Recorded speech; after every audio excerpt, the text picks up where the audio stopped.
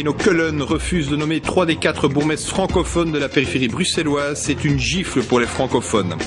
C'est la fête du roi aujourd'hui. Le Tédéum a eu un relent communautaire à cause d'extrémistes flamingants qui ont scandé leur slogan préféré « België barst, que la Belgique crève ». Bonsoir à tous, nous sommes le 15 novembre, c'est la fête du roi, une fête qui se déroule dans un climat politique et communautaire particulièrement difficile, une fête qui était perturbée par quelques flamingants. Ils ont hurlé leur slogan favori, België barst, que la Belgique crève, au pied de la cathédrale Saint-Michel et Gudule lors du passage du prince Philippe et de la princesse Mathilde. Une journée marquée aussi par les suites de la décision du ministre flamand des Affaires intérieures, Marino Keulen, de ne pas nommer 3 des 4 bourgmestres francophones de la périphérie bruxelloise. Et c'est un nouveau pavé dans la mare, une gifle pour certains, un gros problème puisque c'était clairement une exigence francophone depuis des mois. Ces décisions flamandes compliquent encore plus le jeu. C'est par cette copie de lettre envoyée au gouverneur que les bourgmestres de Wezenbeek, Rheinhem et Linkebeek ont appris hier soir la décision du ministre de ne pas les nommer. C'est un déni de la démocratie. Et alors la provocation, elle est quoi ? Après BHV, on pouvait espérer qu'on allait tendre la main vers les francophones pour se racheter un petit peu. Non, au lieu de tendre la main, on reçoit le pied. C'est une deuxième provocation dans la mesure où la première a eu lieu la semaine dernière dans le cadre de la scission de l'arrondissement Bruxelles-Alvilvoorde. Ici, la non-nomination des bourgmestres qui ont été élus démocratiquement. Je pense que c'est une épine dans le pied supplémentaire de la formation du gouvernement. On leur reproche l'envoi de convocations électorales en français aux francophones, mais aussi d'avoir autorisé le français lors de conseils communaux. Ce n'était pas le cas à Rhodes-Saint-Genèse. Sa bourgmestre devrait donc être nommée, mais elle voit dans le geste du ministre la volonté de briser la solidarité des francophones. En fait, la nomination, il ne précise pas, de façon sans doute assez intelligente, quand elle va avoir lieu. Et donc c'est une provocation pour désunir les bourgmestres, parce que c'est vrai que ça fait mal pour ceux qui sont considérés comme mauvais élèves. Les bourgmestres recalés déplorent également la rigueur à leur égard et le laxisme envers les bourgmestres flamands qui ont refusé d'organiser les élections. Effectivement, et ça démontre un pouvoir discrétionnaire. Les 25 bourgmestres flamands du Brabant flamand ont décidé de ne pas envoyer les convocations électorales en juin 2007. Le ministre Keulen a dit qu'il pouvait soutenir cette attitude. Nous l'envoyons en français. Le corps électoral a été légalement convoqué. On est condamné. Les 3 bourgmestres évincés ont déjà annoncé qu'ils ne resteraient pas sans réagir. L'un des négociateurs flamands qui apprécie la prise de position de Marino Keulen, c'est le président de la NVA, Bart De Wever, Aurélie Fogli. 15 novembre, la fête du roi bat son plein, mais la relève de la garde, ce n'est pas tout à fait la tasse de thé du président de la NVA, Bart De Wever. Nous le croisons par hasard à quelques pas du palais, l'occasion de recueillir sa réaction sur la décision de Marino Keulen. Pour vous, il n'y a pas de provocation ? Non, pas du tout. On applique juste la loi. Donc on est de bons Belges. On applique la loi. Ce sont ceux qui se mettent hors de la loi et sont fiers de se mettre hors de la loi qui sont coupables ici, je pense. Le président d'un parti indépendantiste qui se sent l'âme d'un bon Belge, ce 15 novembre réserve des surprises.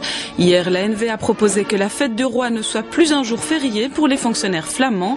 Mais aujourd'hui, le ton semble décidément à l'ironie. C'est le jour du roi, c'est un jour pour être serein.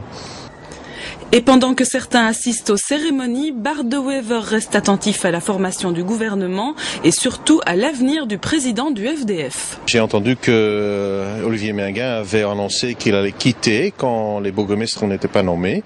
Donc il reste à attendre s'il le fait ou non. Mais s'il ne le fait pas, je pense qu'on n'aura pas de problème pour continuer avec la formation. Décidément, dans ce pays, quand résonne la Brabançonne, il y a toujours des surprises.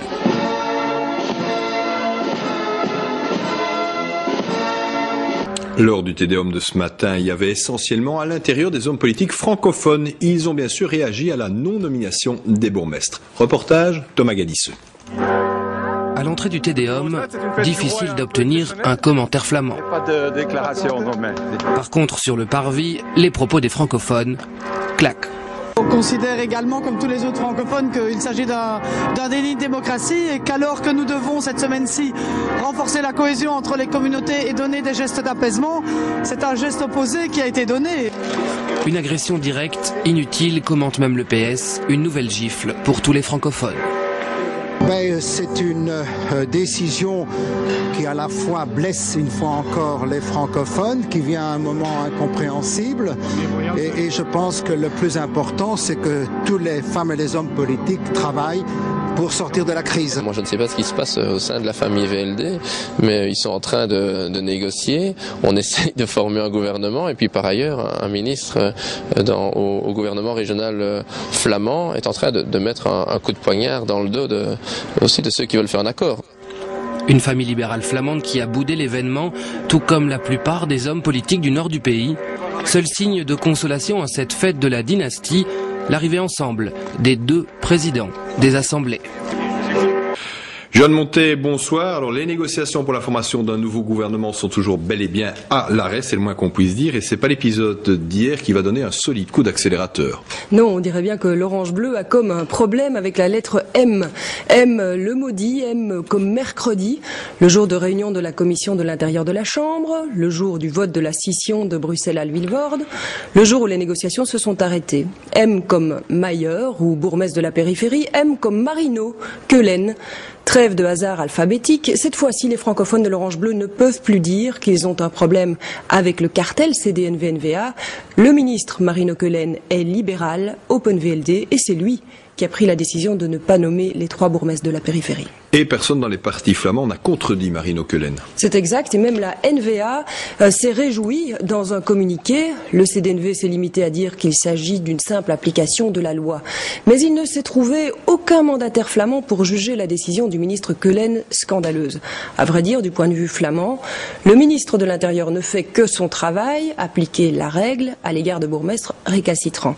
Cette décision tombe au plus mauvais moment. Les négociateurs francophones étaient en attente d'un geste, c'est vrai, mais évidemment pas de ce geste-là. Voilà, c'est la fin de ce journal. Bonne soirée à toutes et à tous et à très bientôt.